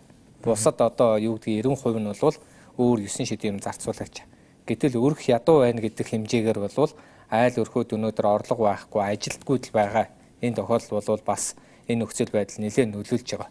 Дээрээс нь бол энэ ухамсартай хүмүүсийн дунд ч гэсэн өнөөдөр ялангуяа залуу охтуудыг тийм ээ уруу татах хинэ тэрээр 9 шидийн байдаг учраас энийг бол цогцоор шийдэх хэрэгтэй. Дээрээс нь түрүүн бас нэг сонин зүйл хэлж байна л да. Сэтгэл санааны хохирлыг иргэний шугамар шийдгээд иргэний хуулийн зарчим байна л да өөрийнхөө нотол гэж. Тэгэхээр иргэний шугамар өөрийнхөө сэтгэл санааны хохирлыг нотлох боломж байхгүй. Тодорхой байгууллагуудын дэмжлэгтэйгээр л нотлох боломжтой. Яаж ч л одоо сэтгэл зүйч, яаж ч л цагдаагийн байгууллагын одоо дэмжлэгтэйгээр. Гэтэл энэ хуулийн дээр тэр дэмжлэгүүдийн тодорхой зааж өгөөгүй. Зүгээр л энэний нэр рүү энэ иргэн лүү гэсэн маягтай явчихад байгаа байхгүй. Тэгээд энэ бол их ноцтой л да. Дээрээс нь тэр тарчлах гэм тэргээр буюу эрүүгийн хуулийн 100-аар зөвчлөө явж байгаа ч гэсэн өнөөдөр хэр бас тийм ээ бас оновчтой вэ гэдэг нь бас харьцангуй болчиход байгаа юм л да. Яагаад вэ гэхээр жинхэнэ тарчилж байгаа хүмүүс нь үндэ бол өөрийгөө нуусаар вагаад тэгээ өтлгийнхөө насанд бол тийм ээ баг амиа орлоод явдаг тохиолдол зөндөө биш. Тэгэхээр энэ болгонд зарим нэгэн зүйлүүд бол тогтмол одоо юу гэдгийг дарамтанд явж байдаг. Тэгэхээр энэ болгоныг бол энэ хуулиар шийдэх ёстой. Гэр бүлийн араас нь их нь явна. Энэ гэр бүлийн хүчирхийлэл сүүлийн үед хөгшчүүд рүү их хандаж байгаа гэдэг саналыг Twitter-ээр хэрэглэгчид маань хэлж байна. Энэ бас нийгмийн хандлага баг. Тэгэхээр хүчирхийллийн үр дагаврыг жаргалмаа гэдэг энэ Twitter хэрэглэгч үнэлж болдог сэтгц эрүүл мэнд үйлчилгээний үн гэр бүлийн сэтгэл зүйн давхар хамаарлын охирлыг тооцох аргачлал гэж бас хэлж байна. За хөндлөгийн байгууллагууд тогтоно шүү дээ. Тэгэхээр сэтгэл зүйн хохирлыг тооцож байгаа тооцохгүй байгаа гэдэг бидний хоорондын ярьсан яриан дээр хүмүүс бол маш их санал хэлж байна л да. Орон нутагт сэтгэл зүйн зөвлөгөө авах болгохтой сэтгэл зүйч алга сэтгэл зүйн хямрал байгаа одоо дарамтанд байгаа гэдгээ иргэд мэдэхгүй байна гэдэг бас саналыг хэлж байна. Тэгэхээр инх жаргал тэргүүнээс ингээд төрийн бас байгууллага ганцхан цагдаараа өгөөд хайж болохгүй гэдэг саналыг бас хэлж байна л да. Цагдаагийн бие энэ бол цагдаагийн асуудал. Цагдаа иргэдэд хамгаалах ёстой гэж хайж болохгүй. Төрийн бас байгууллагуудыг оролцуулах хэрэгтэй гэдэг. За танах бол ингээ бүр одоо танаа дээр гомдол гаргаад ирсэн хүмүүсийг бол хамгаалтандаа авахч тохиолдол байд юм байна. Гэхдээ одоо манай иргэний нийгмийн байгууллагууд одоо нийгмийн ийм хэмжээний одоо энэ их гарч байгаа гэмт хэргийг төрийн байгууллагатайгаа цуг хариуцлага үүрээд явах тийм чадамж бэлэн байдал байгаа юм. Хуулиуд батлагдаа явлаа гэж бодъё. Үгүй яг өнөөдөр зарим нэг чиг үүргийг өгөх үү? Үгүй өнөөдөр хүртэл хүчирхийллийн эсрэг үндэсний төв төрийн үүрэх ёстой ачааг 22 жилийн турш нуруунд дээр өрөөд яг хүчирхийллийн хохирчдод ийм үйлчлэгээ үзүүлдэг юм байна гэдгийг туршаад аргачлал гаргаж ирээд тэгээд тэр туршигдсан юм нь 2004 оны хуулийн зарим нь орсон, зарим нь энэ хуулинд орж байгаа. Тэгэхээр би энэ дээр нэг л юм нөгөө хэлхийг хүсэж байна л да. Тэр нь юу вэ гэхээр одоо энэ нөгөө парламентод хэлцэгдэх гэж байгаа хуулиас салбар дундын зохицуултыг 3 төвшөнд, бодлогын төвшөнд, хэрэгжилтийн төвшөнд, үйлчлэгээний төвшөнд маш сайн зангидж нөгөө нэг юуны зохицуултуудыг оруулж ирсэн хууль байгаа юм.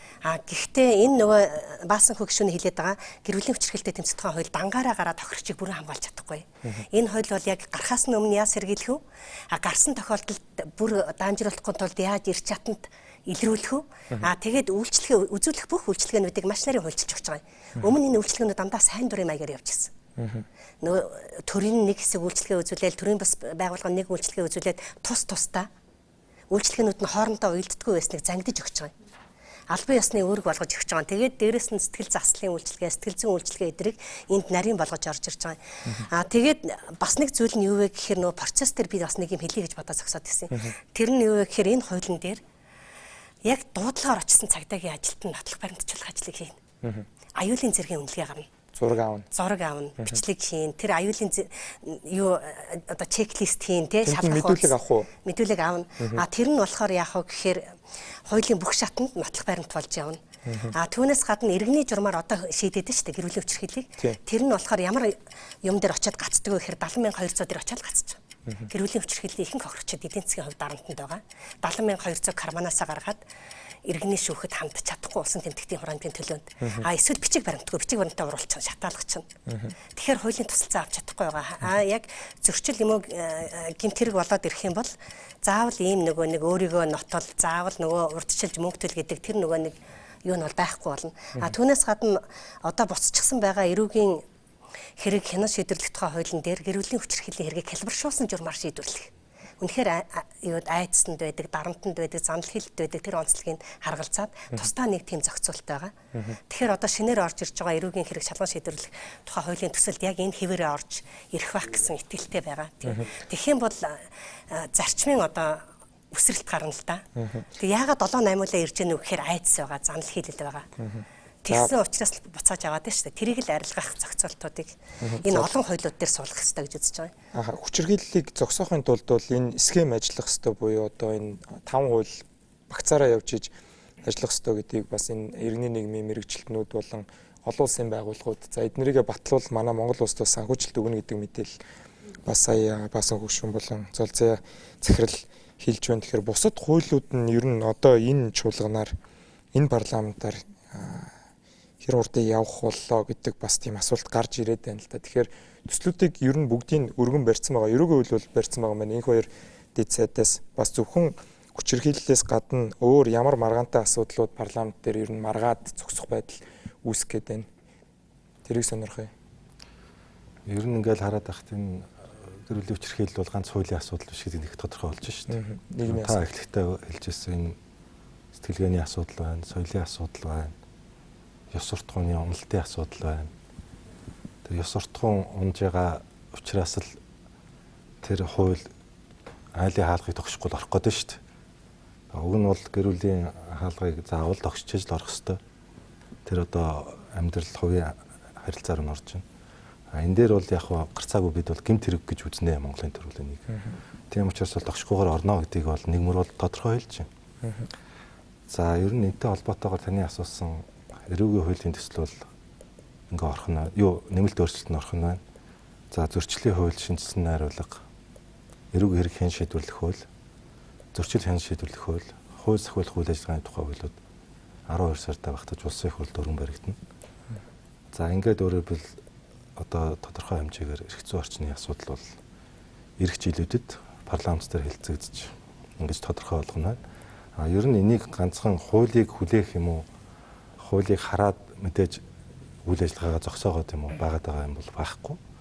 Одоо өвчин төгөлдөр үйлчилж байгаа хуулиар энийг гэмт хэрэг хохирол учруулсан бол тооцож байна. Тэр хүрээндээ хуулийн хэлтийн байгууллагууд ажиллаж байна. Тийм ч учраас таны хэлсэнчлэн тэр гэмт хэргийн бүртгэгдсэн гэмт хэргийн гарал түүний шийдвэрлэлтийн асуудал ч гэсэн тодорхой хэмжээнд нэмэгдэж байна гэдэг бол манай энэ хууль сахиулах цагдаагийн байгууллагын бас ажил хариуцж байгаа хүмүүс энийг одоо тэр эримийн асуудал гэж тоохгүй биш эсрэгээрээ энийг бол бас гэмт хэрэг гэж үзэж байна гэдэг тэр одоо ойлголтынхаа хүрээнд бүртгэж бас илрүүлэлтийг сайжруулж тэр хэрээр бас шүүхэд дуудаж байгаа ялж байгаа хүмүүсийн тоо ч гэсэн нэмэгдэж байгаа ийм л одоо бас төр зураг байна л гэж ойлгож байна. Ер нь бол таны харж байгаагаар бол 12 сард бол яг энэ дурддагдаад байгаа хуулиуд бол бүгд парламент руу ороод хилцүүлэгдээд явчихна гэж ойлгож болох уу?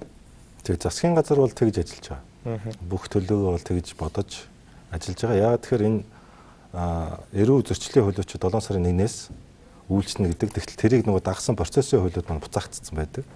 Тэгэхээр тэрийг буцааж өргөн барихгүй бол аль одоо зохицуулалт маань ажиллахгүй болох юм байдал руу орох гэдэг учраас бол яаралтай өргөн барьж байгаа. Тэгэхээр яаралтай өргөн барих хүрээндээ бол ер нь бол бас тодорхой асуудлуудыг бид бас бодлогын түвшинд авч үзэж илүү сайжруулж ингэж оруулж ирж байгаа гэж хэлнэ. Тэгэхээр энэ бол өөрөө тусдаа бас их том сэдв учраас би бол энд бас нэг үрчлэн бас ярих юм шаардлагагүй хаа гэж бодсон.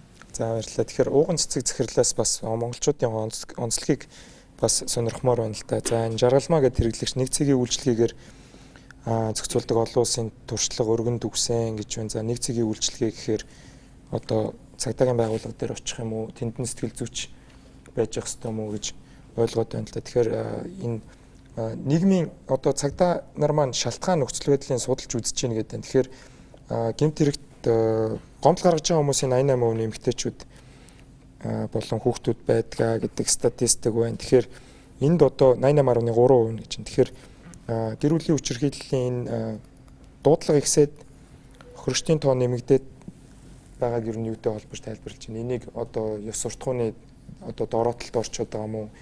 Хот руу ирж байгаа нүүдэл юм уу? Архитан согтуурах юм уу? Залуудаа гэрүүл болоод байгаа юм уу? Амьдрал бэлтгэгдээгүй дээрээ байгаа юм уу? Тэр нь том хүчин зүйлүүдийг ер нь та нар үндэсний юм хотын хэмжээнд ер нь харж үзсэн байдаг уу? Сэтгцэн эрүүл мэндийн төв ч юм уу танаа байгууллагаас бид нар боловсрал хүүхдүүдтэй багаас нь боловсрал зөв тэр боловсралыг олохгүй байгаа юм уу? Эсвэл одоо сүүлийн үед нийгмийн эрүүл мэндийнхэн одоо тэмбүү өвчин болон бэлгийн эрүүл мэндийн өвчин ихсэж байгааг бол бэлгийн эрүүл мэндийн хичээл орохгүй байгаатай шууд холбож тайлбарлаад байгаа шүү дээ. Тэгэхээр та юу гэж харж байна? Ааха. За тэгэхээр манай багт ажилладаг сэтгэл судлаачид маань юу гэж үздэг вэ гэхээр яг бүх асуудал бол өөрөө яг боловсролын ялангуяа ерөнхий боловсролын асуудал бас тэр жигтэй бас биш юм аа. Ялангуяа яг гэр бүлийн боловсрол гэдэг зүйл өөрөө гэр бүлээс өөрөө ихтэй байдаг гэж юу нь бол тодорхойлоод байгаа. Тэгэхээр мэдээж одоо юу гэх тийм бүх зүйлийг сургуулаарах боломжгүй бүх боловсролыг эргээд дахиад ерөнхий боловсрол эзэмшүүлэх тийм дааз чадамж маань бол нэлээд одоо боломжгүй дээрээс нь зөвхөн мэдээлэлээр хангаал зогсно гэхээс биш тэр хүмүүст бүр ур чадрыг олгох тэр зүйл нь бол нэлээд хязгаарлагдмал байгаа юм л да. Тэгэхээр энэ дээр юу хэрэгтэй вэ гэхээр жишээлбэл залуу одоо энэ гэр бүлүүдэд яг гэр бүл болохоос өмнө сургалтанд хамруулдаг те тэгээд тэр тогтолцоо нь өөрөө бат бэх байдаг чанартай сургалтууд өөртөө бэлтгэдэг. Үнэхээр би энэ гэр бүл болохыг хүсэж байна уу гэдэг тэр асуултандаа өөртөө хариулт авдаг. Яг ийм бодиттой чанартай сургалтуудыг бол үнэхээр одоо залуу гэр бүлүүд залуу хүмүүс бол хүсдэг. Эргээд дахиад яг дүүрэг дээрээ ч юм уу эсвэл дүүрийнхаа эрүүл мэндийн нэгдэл дээр очиод хамтдаа гэр бүлийн боловсролыг эрүүл мэндийн боловсролыг авч идэг тогтмол явж идэг тэр сургалтууд бол тэр мэдлэг бол үнэхээр бас одоо хүмүүсийг их хүсэг хүлээж идэг ийм зүйл байгаа байхгүй. Тэгэхээр энээр бас нэг зүйлийг би хэлхийг хүсэж байгаа нөгөө хамтарсан баг илүү сайн ажиллаа төрөмс байгууллагууд энэ хууль дээр бол айгуу тэгж хүч төрж орж ирэх тэр боломжууд нь бол нээлттэй байгаа. Тэгэхээр магадгүй энэ ингээд бас батлагтаад явах юм бол тэр боломжоор илүү их хангаад өгнө. Түр эргээд бүх зүйл дээр бас орж чадахгүй тэр одоо даацаа бид нэр дийлэхгүй шүү дээ. Тэгэхээр яг мэрэгжлийн хүмүүсээр мэрэгжлийн сайн багуудаар эргээд энэ зүйлээ гүйцэтгүүлэх хийх боломж нь бол энэ хуульд нэлээд сайн тусгаж өгсөн болов гэж зүгээр би яг хойхоо зүгээс бас бодож байгаа. Дээрээс нь бас нэг зүйл байгаа. Хамтарсан баг одоо ингээд байж байгаа ч гэсэн яг чанартаагаар бол ажиллаж чаддгүй. Жишээлбэл гэр бүлийн хүчирхийлэлт давцсан сургууль дээр байгаа хүүхдийг нэг нийгмийн ажилдаа илрүүллээ гэхэд эргээд хамтарсан багтаа мэдээлдэг. Хамтарсан баг нь эргээд тухайн хүүхдийнхаа нууцыг хадгалж чадахгүйгээс болоод нөгөө хүүхэд гэр бүлийн хүчирхийлэлт давтаад эргээд дахиад нууцаа алах гэдэг юм уу ийм давхар бас одоо юу гэдгийг асуудалд орох те эргээд өөрийнх нь тэр нэг хувийн нууцыг алдаж байгаа ийм зүйлүүд байгаа учраас энэ хууль дээр бас хамтарсан баг ямар ах уу яаж чадваржуулах уу гэдгийг бол нэлээд сайн суулгаж өгсөн байгаа гэж бодож байна. За баярлалаа. Тэгэхээр даваа гарагийн үеч нүүдэл шийдэл нэвтрүүлэг хүчирхийлэл сэдвээр ярилцж байна. Бөөн хугацааны сургалгааны дараа бид илүү шийдэл талдаа хэлцүүлгээ өрнүүлэх болно. Нүүдэл шийдэл нэвтрүүлэг даваа гарагийн үеч хүчирхийлэл сэдвээр ярилцж байна. Тэгэхээр нэвтрүүлгийн сүүлийн хагасд бол бид бүхэн шийдэл талаасаа ярьдаг байгаа. Тэгэхээр шинэ хуулийн дээр за улсын хурлын гишүүд маань энэ хуулийг ингээ багцаар нь батлаад 12 сар гэхэд шинэ хууль зүйн орчинтой болчлоо гэж бодъё. За нийгэм төрөмс байгууллагууд болон боловсрал залуучууд маань одоо нийгмийн энэ бол маань нийгмийн асуудал бид нар бүгдээрээ энэ рүү соёлоо өөрчилж хандлагаа өөрчилж дайрах ёстой гэдгийг бол ингээд төрөмс байгууллагууд болон судлаачид маань хэлээд байна. Тэгэхээр хаанаас эхлэх үү гэдэг дээр та бүхний бас энэ асуудлыг эндээс эхэлж шийдэгдэндэ гэж боддог. Өөр байгууллагуудыг яаж үүргэжүүлж энэ хууль дээр оруулж ирж өгч ийн гэдгийг сонирхмоор байна л та. Тэгэхээр инх чаргаал захирлаас эхлэе. Та энэ асуудлаар олон жил ажиллаж байгаа. Энийг л шийдчихүүл гэж боддог тийм юмнууд байна уу? Тэг яг энэ нэг энэ хуулийн төслөр бол гарахаас өмнө яас сэргийлэх вэ гэдэг дээр маш их бодож хийсэн. Тэгээ 2004 оны одоо хэрэгжиж байгаа хуулийн дээр бол боловсролын байгууллагын үүрэг байгаагүй. Тэгэхээр манай монголчууд чинь хүн болох байгаасаа гэж ярьдаг шүү дээ. Тэгэхээр яг гэхээр одоо 9 настай байгаа хүүхдийг 10 жилийн дараа 20 жилийн дараа эцэг их болно гэдэг нүдээр харж өшөө дээрэс нь хүн хүнтэйгээ харилцааных нь суур ур чадваруудыг олох чиглэл дээр боловсролын байгууллагын үүрэг болгож орж ирж байгаа юм. Тэгэхээр энэ бол бас бүр ингээд цоо шинээр хийгдчих зүйл биш. Цөм хөтөлбөрийн хүрээнд боловсролын яам бол агуулгаа өөрчлөлт явж байгаа шүү дээ. Тэгээд тэр хүрээнд ч гэсэн нөгөө нэг туршилтын байдлаар дөрвөн сургууль дээр туршаад тэгээд тэр нь бол маш их амжилттай явж байгаа юм нөгөө жишээ туршлага бол байж байна. Дээрээс нь соёлын байгууллага, хэвлэл мэдээллийн байгууллагуудын үүргийг илүү соён гэгэрүүлэх тал руугаа ялангуяа үндэсний төсвөө санхүүждэг үндэсний олон нийтийн телевиз 50% санхүүждэг боловсролын телевиз бол яг юуныхаа редакцийнхаа бодлогыг энэ рүү илүү анхаарлаа хандуулах хэрэгтэй гэсэн байр суурь үзэл баримтлалаар бол энэ хуулийн төсөл бол бичигдсэн байгаа. Зарим нэг боловсрол хэвлэл мэдээллийн байгууллагуудыг үүргэжүүлж өгч байгаа юм байна шүү дээ. Тэгээд хүчирхийллийг нөгөө дэврэгсэн, хүчирхийллийг сурталчилсан, өөгшүүлсэн тэр нөгөө нийтлэл редакцийн бодол, нийтлэл нөгөө нэвтрүүлэгч гэсэн бас нэлээд их байгаа даа шүү дээ. Тэрийг хүртэл нөгөө тодорхой хэмжээгээр хязгаарлах талаас нь бас нөгөө үүргэжүүлж оруулж ирж байна л да. Энэ бол нөгөө энэ хуулийн төсөлд орж ирж байгаа цоо шин нэг заалтаа гоё. Зохицуулалт. За баярлалаа. Тэгэхээр Баасанхүү гишүүний хувьд танай лобби бүлэг зөвхөн хуулиас гадна ямар ажлууд хийгдэх ёстой гэж бодож байна? Тийм. Тэгэхээр энэ хуулиас гадна маш олон бас хуулийн зохицуултыг хийх ёстой гэж үзэж байна л да. Жишээлбэл хүчирхийллээс халах эцсийн арга нь тэгээ гэр бүл салт байдаг.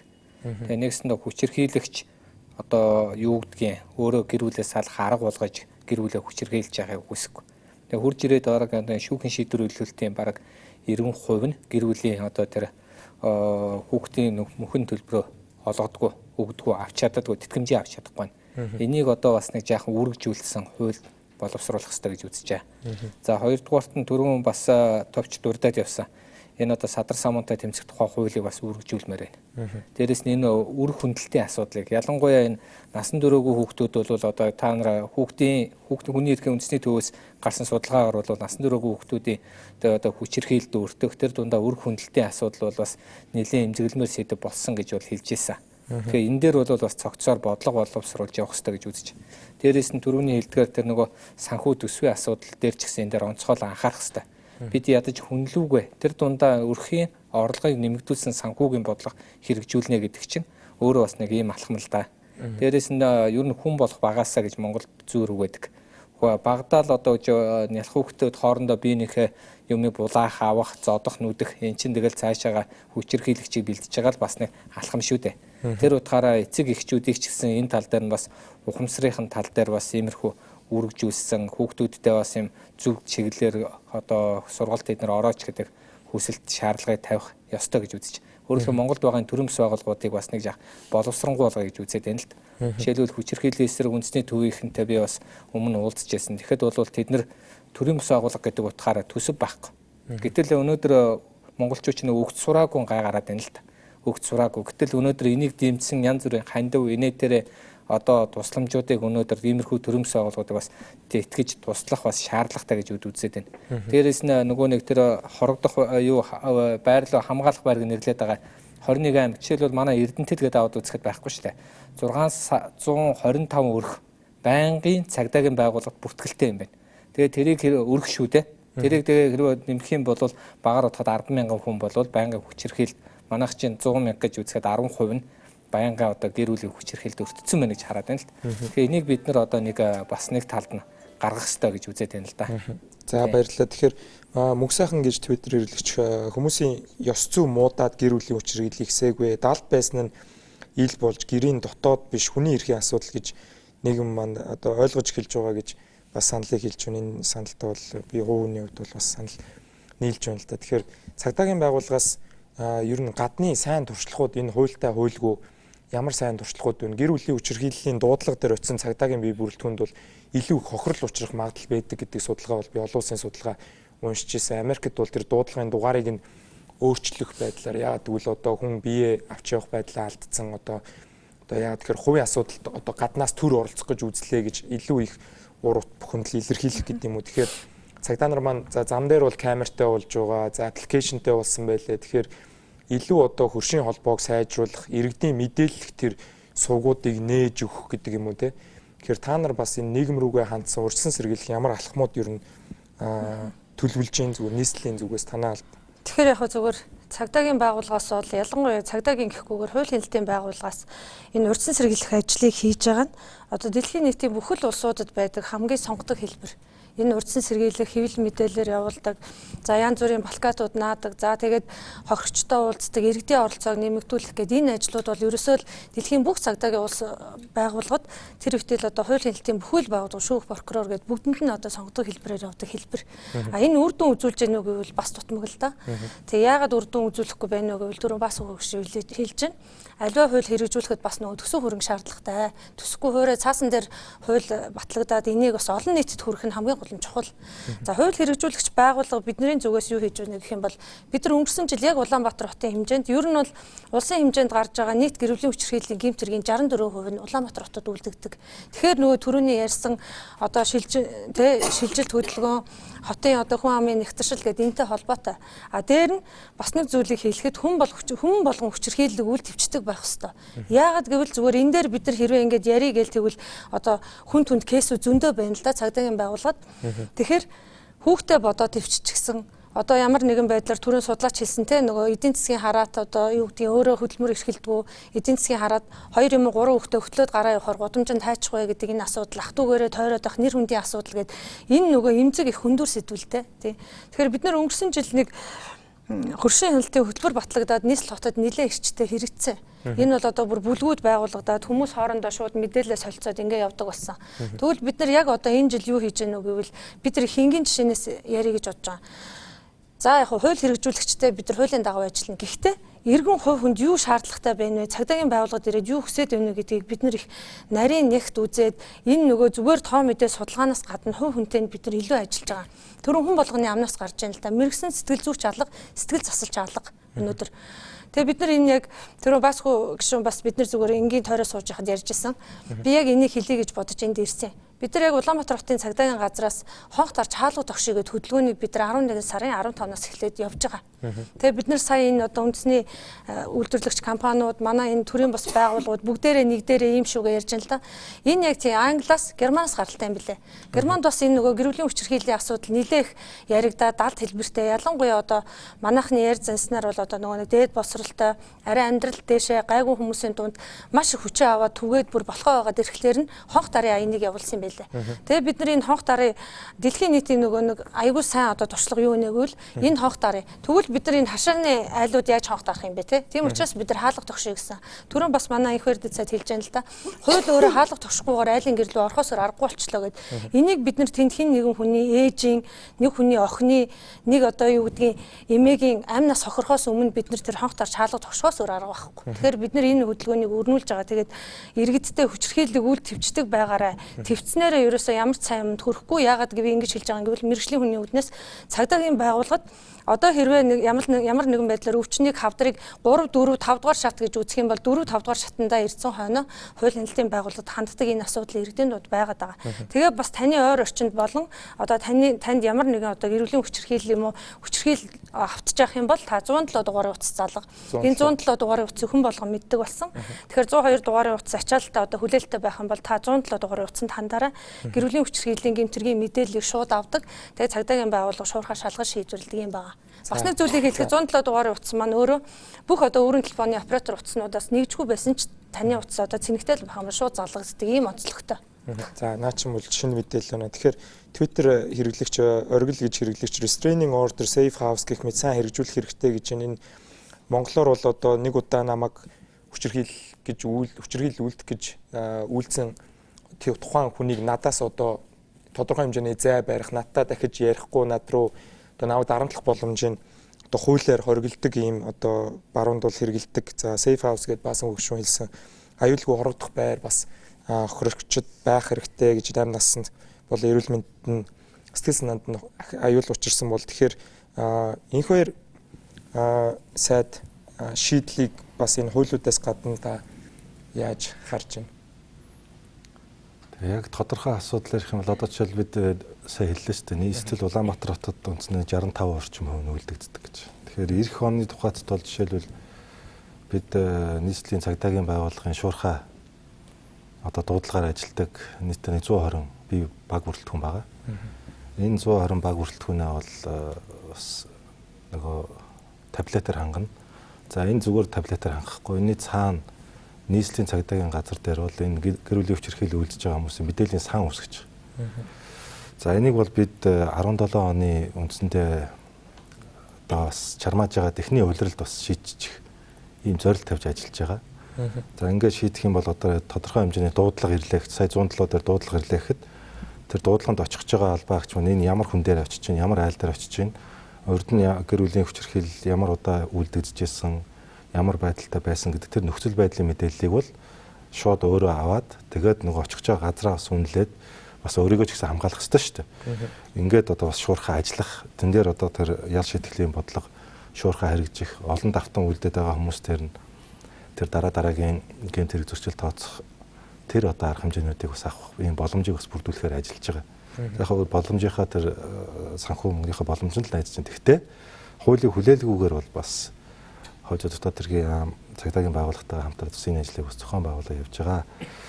Ер нь бол энэ ганц хуулийн асуудал биш гэж би дахин давтаа хэлээд байгаа. Зүгээр би ингээ харахад манай энэ уламжлалт одоо тэр зүүр цэцэн өгч өөрөө соёлын бас илэрхийлэл болдог. Эрхийг сурахаар бэрхийг сур, хайрын дотор хална гаднаач гэдэг юм. Тэ нэг ийм одоо хэл цүгүүцтэй. Энэ чинь манай өөрөө соёлын нэг илэрхийлэл шүү дээ. Тэгэхээр энэ хуулиар бол одоо тэр хайр сэтгэлээ бол гаднаа гаргаа. Тэр хал байдаг хал хатуугаар үзүүлэх гээд байгаа бол энийг одоо та өөрөө төвчээ. Энэ бол одоо уламжлалт одоо соёл гэдгээр бол манай хуулиар бол зөвшөөрөхгүй шүү нэ чи. Гэдэг имийг бол их тодорхой болгож байгаа. Тийм учраас тэр гишүүдийн хооронд тэр иргэдийн хооронд тэр нэг ийм үл ойлголцтын зөрүү гараад байгаа юм шиг яриад. Энэ ойлголцтын зөрүү биш байгаад байгаа. Угаасаа манай Монгол улс чи өөрөө хүн амынхын тал нь суурин иргэншил, тал нь нүүдэл иргэншилтэй байдаг байхгүй. Угаасаа ганцхан энэ гэр бүлийн хүчирхийлэлтэй холбоотой биш. Угаасаа сэтгэлгээний хувьд энэ чи хоёр өөр тийм бас зааг ертөнц, хоёр өөр орчинд өсөж байгаа хүүхдүүдийн хүмүүжил ийм одоо бас онцлогуд байгаад байна л да. Тэгэхээр жишээ манай одоо дорндын бурайд сумдуудад бол нэг баава хатуу үг дуграал, ганц хатуу үг дуграал тэрийг бол батцдаг, хомждог. Тэрнээс үгнээс гардггүй тэр өөр хүүхдүүд бол тийм. Тэгэхээр энэ бол бас нөгөө би яриад байгаа нь бүх нөөц болцоогоо бид ашиглах хэрэгтэй. Бүх нөөц болцоогоо. Тэр соёлын давуу талуудыг ч ашиглах хэрэгтэй. Бид иргэний нийгмийн байгууллагын өнөөдрийг хүртэл хийсэн энэ хүчин чармаалтыг үнэлээд дэмжиж явна. Жишээлбэл би энэ төр хамгаалах байртай холбоотой асуудал юу гэж бодож байгаа хэрэг энийг манай төрийн бүс байгууллагууд аваад явах хэрэгтэй. Энийг төр өөр дөр ерөөсөө авах гэдэг хэрэггүй. Төр харин санхүүжилтээр дэмжих хэрэгтэй. Менежмент нь бол хамгийн сайн хийж чадах одоо этгээд бол манай энэ туршлагатай олон жил сэтгэлтэй энэ одоо мэрэгсэн төрийн бүс байгууллагын одоо хүмүүс маань байгаа. Тийм учраас энэ бол хамтдаа бүтээж л одоо бид энэний ард гарна. За баярлалаа. Тэгэхээр найруулагч бас нэвтрүүлэг дуусгахыг сануулж байна. Тэгэхээр бид баасан гарагаас эхэлж санал асуулга явуулсан байгаа. За санал асуулга дээр гэр бүлийн хүчирхийлэлтэд тэмцэх тухай хууль сэтгэл санааны охирол тооцох зохицуултыг тусгах шаардлагатай юу гэсэн санал асуулга нэвтрүүлэг дуусгад мөн иргэдийн 89% буюу одоо 262 гаруй хүн бол шаардлагатай гэж үзсэн байна. За Twitter дээр ирж байгаа саналуудыг харахад ч гэсэн ерөн сэтгэл санааны охирлыг гэмт хэрэг гэж үзэх хэрэгтэй. Хохирогчийг төр хууль хүчний байгууллага хамгаалах ёстой гэсэн санал бол зөнхөлж байна. Тэгэхээр өнөөдөр бид хүчирхийллийн талаар нүүдэл шийдэл нэвтрүүлэг маань онцлог хилцүүлэг хийлээ. За манай их хурл болон бусад байгууллагууд маань энэхүү цогц хуулийн төслийг явуулж за нийгмийнхаа одоо эмзэг бүлэг болоод байгаа, охироод байгаа нийгмийнхаа иргэдийг октоудаа за ээж, игч, хүүхдүүдээ хөгшдөө бодоод бол хурдан явуулна ухаа гэдэг тийм итгэл дээр хилцүүлэг өндөрлж байна. Хүрэлцэн ирсэн та бүхэнд баярлалаа. Нүүдэл шийдэл нэвтрүүлэг эрэх даваа гарагчийн сэдвэр үзэгч та бүхэнтэй уулзсанаа.